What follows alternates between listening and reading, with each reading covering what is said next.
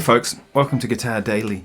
So I thought today what I'd talk about is like how to structure a solo. This is something that people don't tend to talk about very often, but there's certain things that I think a lot of you could benefit from this information, so I kind of thought I'd put it out there. So that was just a little loop I made in the FM9, but I used it as an example of what I'm going to talk about today. First thing I talk about is how do you start a solo? Well, there's so many different ways to start a solo, but I think one of the best ways to start is to start simple, start melodically, and think about something that's kind of singable. Those would be the things.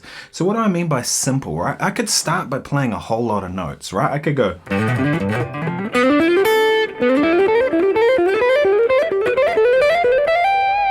some kind of legato type thing or whatever, and I mean, where can I go after that? Other than down, there's nowhere for me to go, right? But if I started with something, I'm going to start, and I'll start real simple.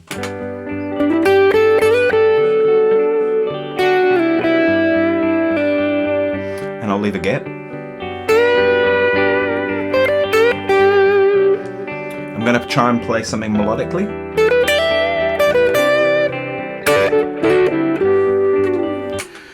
By starting with that kind of approach, now I've got somewhere I can go, right? But if I start with too much too early, there's nowhere to go, right? So I tend to start simple, right? Now, there's another thing, there's something interesting kind of there. I did start on the root note. I wouldn't typically do that. One of my strategies that I use a lot is to try not to start on a root note. I think an interesting thing about if you play a chord, like if I play a G chord, the chord that sounds most stable and finished next to that is the root note, right? It's like almost feels like you want to end. Doesn't feel like a good place to start. Also, the bass player's got the root note. Whoever's playing the chords underneath you probably has the root note, so it just doesn't need to happen. So a lot of times I try to hit start on the fifth or start on the third or start on some other chord tone. But in this instance, that chord progression was like a G, open G, D and G. So I took a different stance and actually started by making a point of that sort of little melodic thing. So that was kind of my theme, if you will. I've talked about themes a lot on Guitar Daily, but that was kind of my theme that I was using to start my solo. But typically that's not what I do. I'd start with something like maybe start from the fifth or the third or the chord or whatever, so that I've got somewhere to go, right? And start simply and start melodically. So in my head, what I'm thinking is like I'm trying to sing something out loud, right? Sing something in my head that's not coming out loud. What's coming out loud is what I'm playing. Right, if you think about that, like a phrase like that, a singer would be able to play, would be able to sing, wouldn't they? If I did something like... Good luck to any singer to be able to chase all of that, right? It's just not going to happen. So by singable, I mean notes that aren't too far away from each other, that is simplistic and kind of all connect in a logical way to make a line, right?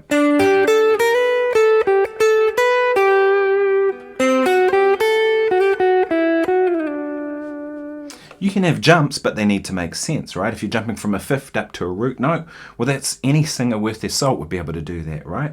If you're going from root note up to a third up to a fifth, any singer would be able to sing that triad, right? If we're in the key of G, if we went, they'll be able to sing that, right? Those are expectations, but an interval of, say, they're just not going to be able to catch that, right? So that's what I mean by singable. Things that are, logical. I leave lots of space. I think if you start too busy, you can't go anywhere, right? And then what I'm trying to do is, as I'm going somewhere with my solo, I'm trying to develop it and tell a story, right? Whatever that story might particularly be. So maybe it's something that I'm wanting to present something that I think is beautiful, so I'm presenting that kind of sound. Maybe I'm wanting it to kind of build and become a bit more aggressive and tell that kind of emotion. Maybe it's something that just wants to kind of build in a floaty kind of way, and then finish off. One thing that I often find is a good idea if you finish your solo is just play a little bit of the melody of the song at the end of your solo, because that tells everybody else who's around you, the other musicians that you're playing with, but also the listener, that you're coming to the end of your solo, right? If you do something like...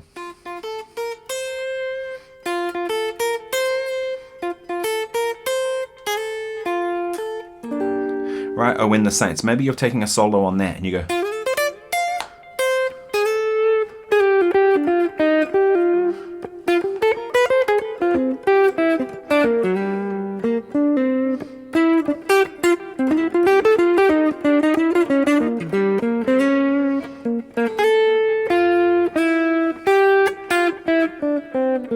See there I played a little bit of something that was kind of like a little bit of a reference to the melody to kind of let everybody know it's coming to an end. The other thing too is if you're coming to the end of your solo and you want to signal that you're coming to the end of your solo, don't play a whole lot of notes. If you play a whole lot of notes, people are going to think, oh, ramping up to take another chorus. Better thing to do is just kind of wrap it up. Maybe you're... And then 1, 2, 3, 4 before the next person comes in with their part, whatever it might be. So you leave like a gap so it's obvious. Whereas if you play through it, it's like, okay, well, we're just going to take another chorus, right? So those are things I like to do when I solo, right? I also like to, with my solo, is have something in there that's kind of going to be a point of interest. Because the thing is, if it's all too predictable, it just becomes boring to the listener, right? So I start simple, melodically, lots of space. I build up to something that's going to kind of grab their interest again, and then maybe I finish back with the melody or a bit of space or something to kind of wrap it up, right? So what do I mean by something that's a little bit interesting? So I'll give you an example. I'm going to start simple, I'm going to play something kind of interesting, and then I'll wrap it up.